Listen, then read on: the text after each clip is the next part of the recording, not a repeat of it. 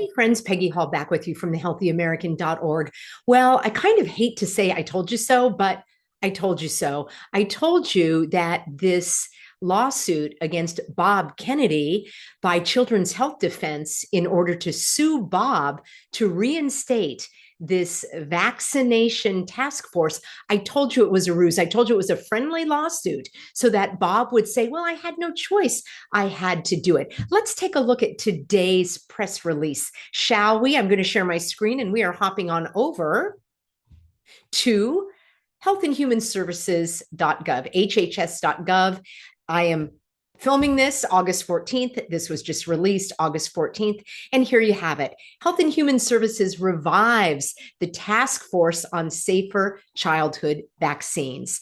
Now, this is a very short press release. Let me just read it to you. And then I want to give you a little background as to what is really going on here. So let me come off the screen. Well, I'll just read it for you here. The U.S. Department of Health and Human Services announced the reinstatement of the task force on safer childhood vaccines because safe is not safe enough. So I've mentioned that before, that being pregnant is not enough. You can be even more pregnant. So you are not only have safe vaccines, but you have safer vaccines because we were told that they were safe and effective. So here we have it. A federal panel is created by Congress to improve the safety, quality, and oversight of vaccines administered to American children. How do you like them apples? Friends, why in the non-spinning world do people put together the words vaccine and safe or safer or vaccine safety? I can think of many other words that would be more suitable, appropriate, and accurate. By reinstating this task force, said the National Institutes of Health Director Jay Bhattacharya, we are reaffirming our commitment to rigorous science, continuous improvement, and the trust of American families. Well, there we go again. That's why Bob was put there, to restore trust in these regulatory agencies. I don't know how you can restore trust when trust was never given in the first place. NIH is proud to lead this effort to advance vaccine safety and support innovation that protects children without compromise. I do have to come off the screen share for just a moment to go face to face with you. Do you know anyone, maybe even yourself or your children or someone in your family who was harmed by these products? Would you agree with Jay here that these products are protecting children without compromise? I think there's been a lot of compromise that's been going on.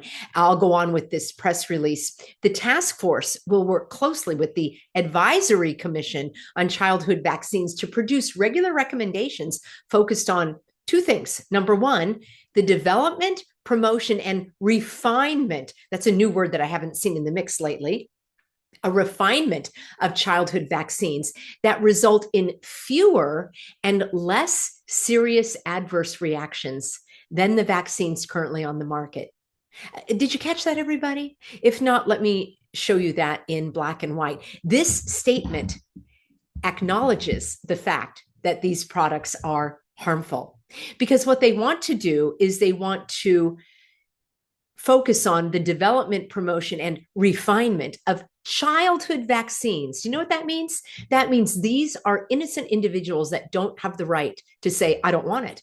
These are infants, all right? Childhood vaccines actually start in pregnancy, meaning the pregnant mother gets vaccinated, and then the baby, just upon delivery, the baby is also hit with a hepatitis B vaccine, which I've exposed on this channel before. Hepatitis B is a condition that you get through promiscuous sex and shared drug needles.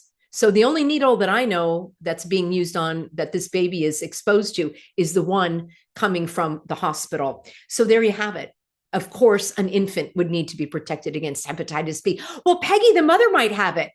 Well, give her the shot then. I mean, come on, let's use our brains, our God-given brains here, shall we? So childhood vaccines, the children cannot refuse or cannot give no consent because these are products that are given to infants and then all the way up through the age of 18 to the tune of over 100 doses. Because don't you know, God made a mistake in the functioning of the human body. So what they want to do is develop these childhood vaccines and promote them. Don't forget about the promotion, meaning recommend them and perhaps persuade, coerce, threaten, induce behaviors that require parents to do this to their innocent children. And they want these to result in fewer and less serious adverse reactions than those vaccines currently on the market. Can you read between? Well, it's not even a lie. They're actually stating the truth here. That means vaccines currently on the market do have serious adverse reactions. That's what this statement says. Am I the only one catching it? Nobody's bothered by that? Further, improvements in vaccine development, production, distribution, right? So not only create them with your tax dollars, yeah, you're going to be paying for the development of this poison. They want to improve how they develop them, produce them, distribute them, and they want to improve the adverse reaction reporting. That's right here. That means there are adverse reactions with these products. I think you know that. I certainly know that. I pray for the parents who don't know that. And the website is Physicians for Informed Consent. I'll add that here for you. Here's the website. You can click on physiciansforinformedconsent.org. You click on education. Actually, here's the drop-down menu. You will get detailed information, including the studies and the side effects and what condition these are supposed to prevent. And you can just click through and get all of the information. This is presented in a very balanced way. It's not presented like I'm doing right now with a high level of emotion, because this is something that troubles me. I have righteous anger over this. I would love for you to go to this website, print out the information if you or someone you know is not aware of the harms of these products. So looking again at the Health and Human Services press release today, they are applauding this. They are saying that this is something great, that they are going to have more of these products injected into innocent children's arms in order to finally come to the conclusion that they figured out what causes autism and sudden infant death and shaken baby syndrome. Yeah, we can put all of that to rest, because those were the inconvenient cover stories for these results of these deadly products. So just a little bit of background, because as I say, I actually told you so. So when we look at my Substack of a couple of days ago, and friends, I take no delight in knowing that I was right about this. I do take delight in alarming people, and not alarming people, alerting people to these truths. So here we have it. RFK sued by Children's Health Defense to create safer vaccines. Yeah, sure. Let's make poison safer, shall we? And here is the video that I did. So I will give you a link if you would like to see that as well. So just as a reminder, we need to stop talking about making vaccines safer, calling it vaccine safety. That's like saying safe drug abuse, safe child abuse, safe rapes. I've used that example, and I know that it's distasteful, but that is an analogy that I want to use, because the word that should be used with vaccines is not safety at all. It should be danger, should be deadly, it should be harms. So here we have it again. Bob and all of his cronies keep talking about making vaccines safer. Well, they either are safe or they aren't. And if they're safe, how do you make them safer? And if they are having these adverse reactions, then why not pull them off the market, just like they're pulling off other drugs off the market? I did a video for you about that, with Vinay Prasad taking a drug off the market because there were a couple of deaths of teenagers, which is horrible. I'm not in favor of these drugs being tested on children as unless they were 18 or 19 years old. So I'm not in favor of that at all. So this lawsuit was brought against Bob by attorney Ray Flores, who coincidentally is a crony pal of Bob Kennedy. They both worked for the multi-million-dollar nonprofit called Children's Health Defense. Yeah, a lot of those hundreds of thousands of dollars went to pay for Bob's salary every year. He's no longer the head of that organization, but don't you know he's a Kennedy, so he needs that money. So there you have it. I called it. I said that this was a friendly lawsuit, that it was going to go nowhere fast. And so this newly revived task force is actually, that's Sandy there. She doesn't like it either. It actually does these things. It promotes the increase of vaccines. Yes, it does. Because there will be more of these products injected into children's arms. It enriches the pharmaceutical companies because they're the ones that are going to be doing all of the development and promotion and distribution with your dollars, your tax dollars, your hard-earned money that the government takes and gives to the pharmaceutical companies to create these poisonous products. And further, I think this is the worst of all, it creates false trust in these products as if they really are going to be safe when we know that they are deadly. So the bottom line is this task force is only going to result in more shots on more children for more years to come, with more profits lining the pockets of the slimy pharmaceutical companies. Now, as I predicted, this was a lawsuit that was all for show, because what happened is the HHS made an announcement one day before they had to respond to the lawsuit. So they said, okay, you got us. We'll get this task force going again. And the attorney, Ray Flores, has a quote here. This is a great day for children. I see. Actually, I don't see.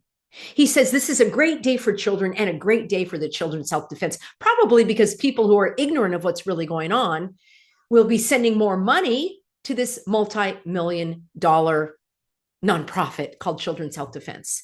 This is a great day for children and a great day for CHD, Ray Flores said. He plans to file a dismissal of the lawsuit without prejudice, which means he could refile the lawsuit if the agency doesn't start up these task forces, the task force again. The current CEO of Children's Health Defense, Mary Holland, celebrated the news. We are grateful to Secretary Kennedy for fulfilling his duty under the 1986 National Childhood Vaccine Injury Act. Well, they should get rid of that. That's what they should be celebrating, to get rid of that. It took nearly 30 years for HHS to do this, but at least we have a secretary who is following the law on this vital issue. Mary, I'm quite disappointed in your response. Friends, I don't know Mary Holland, and I wish her well, and I hope and pray that she is on the right side of things. But celebrating this move to have a task force that is not going to get rid of these products, but that is going to develop more of them, celebrate the creation of this task force that is going to be focusing on the development and promotion and distribution and production of childhood vaccines is a huge step in the wrong direction. Prove me wrong.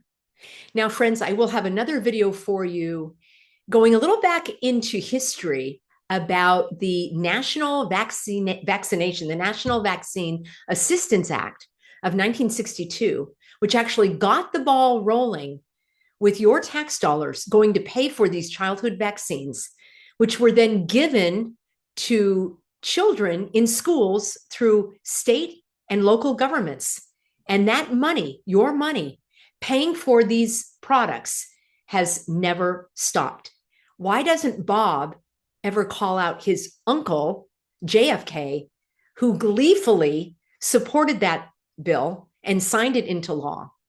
Why doesn't he ever talk about that? What about repealing this 1986 act that requires the development of this task force? Friends, what we are seeing right now is, in my view, reprehensible. These products need to come off the market. Do not test them on innocent children. You adults want to participate in this to see if poison can be made safer? Step right up. I, for one, am not in favor of it. What say you? Remember to find me over at peggyhall.substack.com. I'll have a brief write-up summarizing this video, and I'll be back with you. I'm here Monday through Thursday, and that is 5 p.m. Pacific, 8 p.m. Eastern, where together we read between the lies and we call out these public serpents that are trying to hoodwink, dupe, and bamboozle you. Do the classic bait and switch. And I, for one, am not going to stand by and be silent. I'm glad to have you with me, friends, as we march this all the way to heaven.